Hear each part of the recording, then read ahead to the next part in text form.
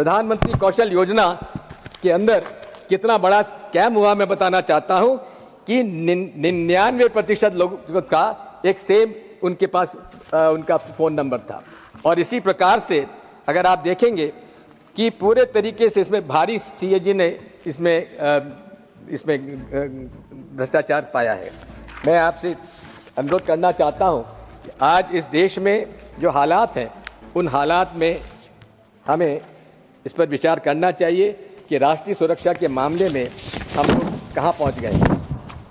आज लोकसभा के अंदर भी इस बारे में चर्चा हुई है किस प्रकार से चाइना के ने हमारे लगभग 2000 स्क्वायर किलोमीटर पर इंडियन टेरिटरी पर कब्जा किया हुआ है। और हम लोग नहीं कह रहे हैं, ये SP लद्दाख ने इस बात को रिकॉर्ड पे नोटिंग में कहा है कि 26 पेट्रोलिंग पॉइंट्स 65 में से आज ईस्टर्न लद्दाख पर चाइना ने कब्जा कर लिया है।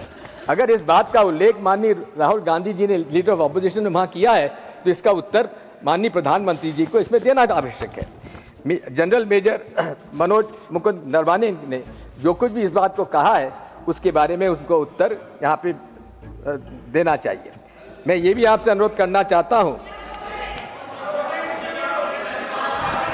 माननीय सभापति महोदय, माननीय Digvijaya Singh ji please will seat please. Sir मैं आपसे इतना अनुरोध करना चाहता हूँ कि पूरे आज देश में हमारे इस देश के लोकतंत्र पर आज खतरा है और उसका कारण यह है कि जो सौहार्दपूर्ण वातावरण इस देश में आज़ादी के बाद पार्टीशन के बाद कायम किया गया था वो धीरे धीरे समाप्त किया जा रहा है। कट्टरपंथी ताकतें धार्मिक उन्माद फैलाकर एक तरफ हिंदुओं को दूसरी तरफ मुसलमानों को भड़का रही हैं और ये अपने आप में जो एक सामाजिक सौहार्दपूर्ण वातावरण इस देश में बना हुआ था उसमें काफ़ी हम लोगों को आज संकट नज़र आ रहा है। मैं इस बात को ये भी कहना चाहता हूँ, एक तरफ सामाजिक सौहार्दपूर्ण वातावरण में भेदभाव और आर्थिक असमानता, ये दो विषय ऐसे हैं जिन पर कि विशेष तौर पर केंद्र सरकार को ध्यान देना चाहिए, क्योंकि ये अगर एक हद से ज़्यादा निकल गया तो हमारे लिए एक लोकतंत्र भी खतरे में पड़ सकता है।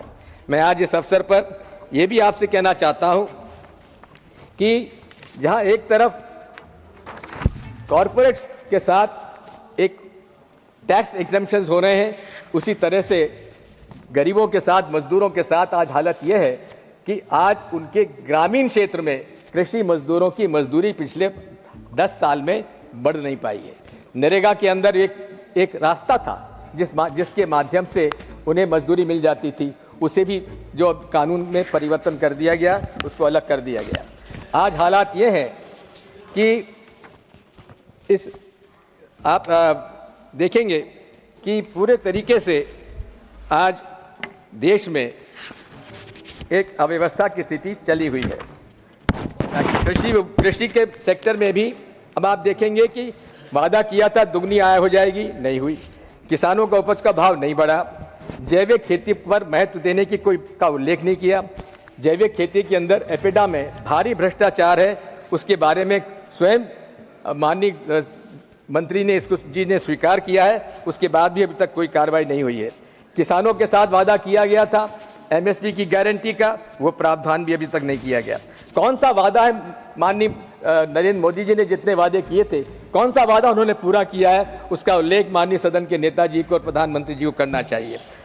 इसी तरह से अगर आप देखेंगे तो शिक्षा का अंदर भी लगभग 1 लाख शासकीय स्कूल बंद किए जा चुके हैं और उसी के साथ साथ लगभग 1 लाख से अधिक जो स्कूल बंद किए गए हैं, वहाँ देखेंगे आप कि अधिकांश शिक्षकों के पद खाली हैं, ना उनकी ट्रेनिंग दे पा रही है, ना उसको हम आगे ले जा पा रहे हैं। मैं अंत में इस बात को कहना चाहता हूं कि आज इस देश में जो पूरे तरीके से आज संकट हमारे सामने है, एक संवैधानिक संकट में इसे नज़र से देखता हूं, क्योंकि एक तरफ सामाजिक सौहार्दपूर्ण वातावरण बिगड़ रहा है और उसी प्रकार आर्थिक असमानता भी इस हद तक बढ़ती जा रही है जिस पर हमें नियंत्रण करना पड़ेगा और इस असमानता को दूर करने के लिए जितना हम लोग कर सकें उतना करना चाहिए। बहुत बहुत धन्यवाद। दुनिया की तमाम बड़ी खबरों से जुड़े रहने के लिए लाइक करें, सब्सक्राइब करें यूट्यूब पर सच को हिंदी चैनल और बेल आइकन दबाकर पाएं लेटेस्ट अपडेट सबसे पहले।